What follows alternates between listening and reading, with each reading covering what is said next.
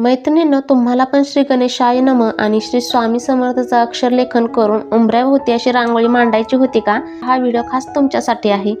तुम्ही बघतच असाल, मी A4 साईजच्या पेपरवरती श्री गणेशाय नमः आणि श्री स्वामी समर्थ हे अक्षरलेखन काढून घेतलेलं आहे. दोन्ही डिझाईन आपण एकाच वेळ काढणार आहोत, त्याच्यामुळे व्हिडिओमध्ये दाखवल्याप्रमाणे असं फोल्ड करून मी दोन्ही एकाखाली एक चिटकवून घेत आहे आणि त्याच्यानंतर A4 साईजचा आपला जो OHP शीट आहे तो सुद्धा याच्यावरती चिटकवून घेत आहे.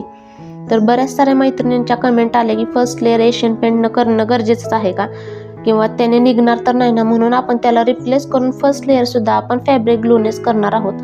मी घेतला आहे फॅब्रिक ग्लू, त्याचे 60% फॅब्रिक ग्लू 40% पाणी अशी कन्सिस्टन्सी घ्यायची आहे. आणि मैत्रिणींनो, यासाठी फक्त आपल्या रांगोळीचे येलो आणि रेड हे दोनच कलर लागणार आहेत. तर आपण आता फॅब्रिक ग्लू आणि पाणी मिक्स करून घेतलेलं आहे आणि आता आपण जे आपलं अक्षरलेखन आहे त्याला आपण हा ग्लू लावून घेत आहोत.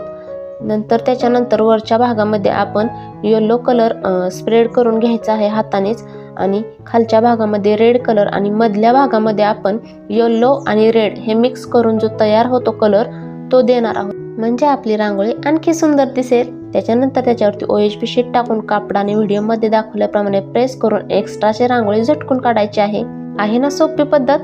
तर मैत्रिणींनो, रेडी रांगोळी बनवण्यासाठी जे काही मटेरियल्स किंवा साहित्य आपल्याला लागणार आहेत त्या सगळ्या साहित्याची लिंक मी तुम्हाला डिस्क्रिप्शन बॉक्समध्ये दिली आहे. तिथून तुम्ही सगळे साहित्य आहेत ते तुम्ही ऑर्डर करू शकता. एशियन पेंट फक्त घेऊ नका, कारण आता तो आपण रिप्लेस केला आहे. बऱ्याच साऱ्या मैत्रिणींना त्याच्याबद्दल जरा थोडासा डाऊट आहे, त्याच्यामुळे आपण तो रिप्लेस केला आहे, त्याच्यामुळे तो घेऊ नका. आणि जर तुम्हाला एशियन पेंटने रांगोळी कशी बनवायची हे जर बघायचं असेल तर मी याच्यावरती एक व्हिडिओ बनवलेला आहे. स्वस्तिकची रेडी रांगोळी आहे तो पहिला व्हिडिओ. तर तुम्ही तो व्हिडिओ बघा, म्हणजे तुम्हाला कळेल की एशियन पेंटने कशी रेडी रांगोळी बनते. तो व्हिडिओ तुम्ही बघू शकता. पण इथून पुढचे आपण सगळे व्हिडिओमध्ये फर्स्ट आणि सेकंड दोन्ही लेअर आपण फॅब्रिक ग्लूनेच करणार आहोत. आणखी एक गोष्ट म्हणजे मैत्रिणींनो, ती म्हणजे तुमचे आभार मानायचे आहेत, कारण तुम्ही आत्तापर्यंत मी जे काही रेडी रांगोळीचे व्हिडिओ बनवलेले आहेत त्या सगळ्या रांगोळीच्या व्हिडिओला तुम्ही खूप छान प्रतिसाद दिला आहे. खूप साऱ्या कमेंट करत आहात, खूप छान मला प्रतिसाद मिळत आहे. त्याच्यासाठी खूप खूप खूप धन्यवाद. तुम्ही दिलेल्या प्रतिसादामुळे तुमच्यासाठी व्हिडिओ लवकर घेऊन यायचा मी नक्कीच प्रयत्न करत राहते कायम. असेच माझे व्हिडिओ बघत राहा आणि नुसते बघू नका, तर या रांगोळ्या नक्की तुम्ही ट्राय करा. आणि हो, आतापर्यंत तुम्ही कोणत्या रेडी रांगोळीच्या डिझाईन्स बनवल्या हे मला कमेंट बॉक्समध्ये नक्की सांगा. नेक्स्ट डिझाईन तुम्हाला कोणती बघायला आवडेल हे सुद्धा कमेंटमध्ये नक्की सांगा. एका ताईंनी मला कमेंट केली आहे की जास्वंदीचं फूल त्यांना बघायचं आहे, तो लवकरच व्हिडिओ मी घेऊन येणार आहे. आता लवकरच आपला बाप्पा येत आहे, तर त्याच्यासाठी सुंदर जास्वंदीच्या फुलाची रांगोळी पाहिजेच की, हो ना. लवकरच तो व्हिडिओ तुमच्यासाठी घेऊन येत आहे. आणखी कोणती डिझाईन बघायची आहे हे मला कमेंट बॉक्समध्ये नक्की सांगा. मैत्रिणींनो, तुम्ही व्हिडिओमध्ये बघितलंच असेल, जो गणेशाचं न आहे तिथे रांगोळी थोडीशी बाहेर गेली होती, तर मी ब्रशच्या पाठीमागच्या साईडने ती रांगोळी म्हणजे अक्षरलेखनाचं जे बॉर्डर आहे ती व्यवस्थित करून घेतलेली आहे. जर तुमच्याकडून चुकून ब्रशचा स्ट्रोक अक्षरलेखनाच्या बाहेर गेला तर तुम्ही अशा प्रकारे ॲडजस्ट करू शकता. तर आता तुम्ही बघत असाल, मी गणेशाय मधल्याचा शाय जे आहे अक्षरलेखन त्याच्यावरती ग्लू लावून घेतलेला आहे. वरच्या भागामध्ये येलो कलरची रांगोळी, खालच्या भागामध्ये रेड कलरची, आणि मधल्या भागामध्ये आपण जो येलो आणि रेडचा ग्रेडियंट तयार केलेला आहे तो टाकायचा, म्हणजे आपली रांगोळी व्यवस्थित मर्ज दिसेल. त्याच्यानंतर खराब OHP शीट किंवा त्याच्यावरती एक पेपर टाकून कापडाच्या मदतीने प्रेस करून घ्यायचं आहे आणि एक्स्ट्राची रांगोळी झटकून काढायची आहे. तर आता आपण नमः हा शब्दाला कलर करून ग्लू लावून घेत आहोत. मैत्रिणींनो, डिझाईनमध्ये इकडे तिकडे थोडासा जर कलर झाला तर चालतो, पण हे अक्षरलेखन आहे त्याच्यामुळं बरोबर त्या लेटरवरतीच आपल्याला हे ग्लू लावून घ्यायचं आहे.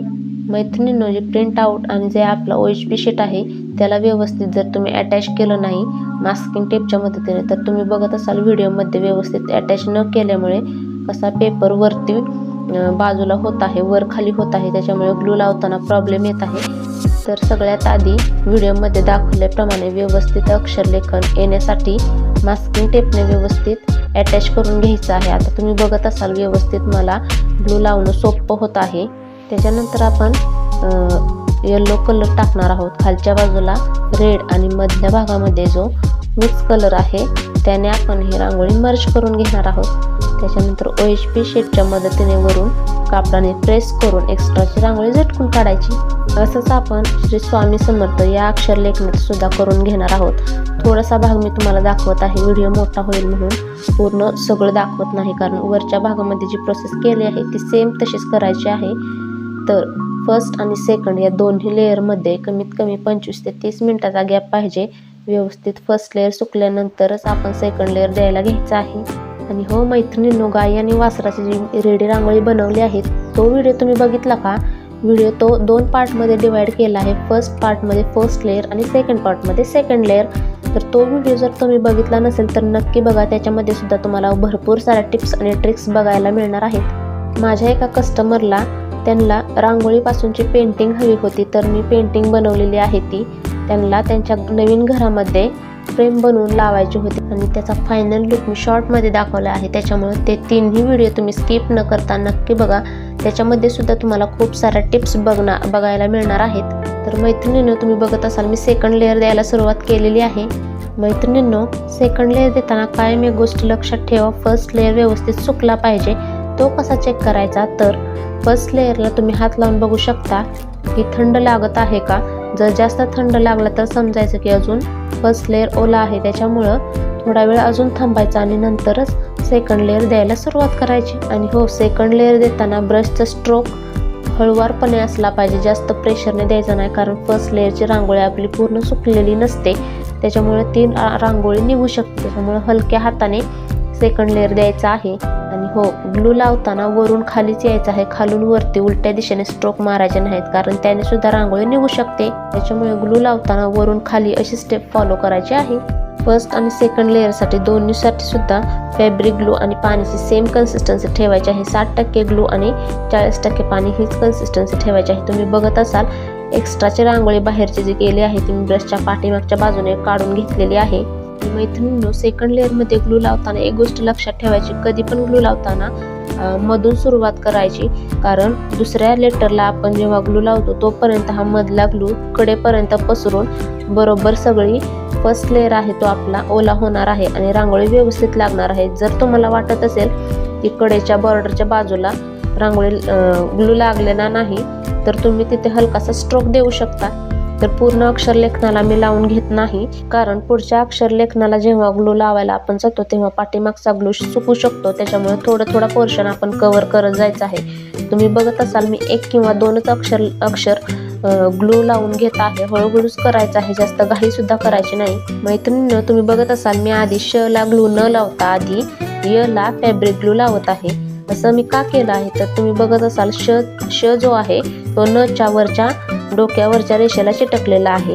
तर जर आपण आधी श ला ग्लू लावला आणि नंतर य ला लावायला गेलो तर तोपर्यंत श चा जो फॅब्रिक ग्लू आहे तो न मध्ये सुद्धा मिक्स होऊ शकतो आणि तिथे रांगोळी जास्तीची पडून रांगोळी आपली वर खाली दिसू शकते। त्याच्यामुळे आधी मी य ला आधी ग्लू लावला आणि नंतर शेवटी श ला ग्लू लावून घेतला आहे, जेणेकरून आपला शाय व्यवस्थित दिसेल। आणि मैत्रिणींनो, नम आणि श्री स्वामी समर्थ या दोन्ही अक्षर लेखनासाठी मी सेम स्टेप फॉलो करत आहे सेकंड लेअरसाठी सुद्धा। आणि हो मैत्रिणींनो, व्हिडिओला लाईक केलं नसेल तर लाईक करा, तुमच्या सुद्धा मैत्रिणींसोबत व्हिडिओ नक्की शेअर करा, जेणेकरून त्या सुद्धा तुमच्यासारखंच अशाच रेडी रांगोळी बनवून त्यांचं घर आणखी सुंदर बनवतील। तुम्ही म्हणाल तू किती फास्टमध्ये सेकंड लेअर अप्लाय करत आहे, तर नाही, मी सुद्धा सावकाश हलक्या हातानेच करत आहे, फक्त व्हिडिओची स्पीड वाढवल्यामुळे ते जास्त दिसत आहे। तर तुम्हाला मी श्री स्वामी समर्थ या अक्षर लेखनाचा सुद्धा मी थोडासा पार्ट सेकंड लेअर करताना दाखवत आहे। मैत्रिणींनो, जे श्री गणेशाय नमः अक्षर लेखनासाठी ज्या आपण स्टेप फॉलो केले आहेत त्याच स्टेप आपण श्री स्वामी समर्थ या अक्षर लेखनासाठी सुद्धा वापरणार आहोत।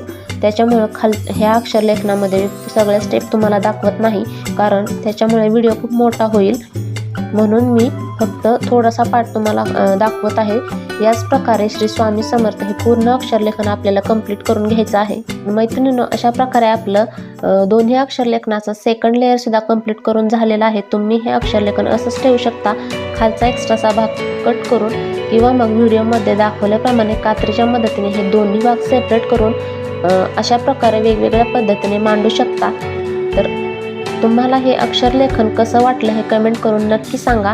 व्हिडिओ आवडला असेल तर व्हिडिओला लाईक करा, शेअर करा आणि अशा सुंदर व्हिडिओसाठी चॅनलला सबस्क्राईब करायला विसरू नका. धन्यवाद.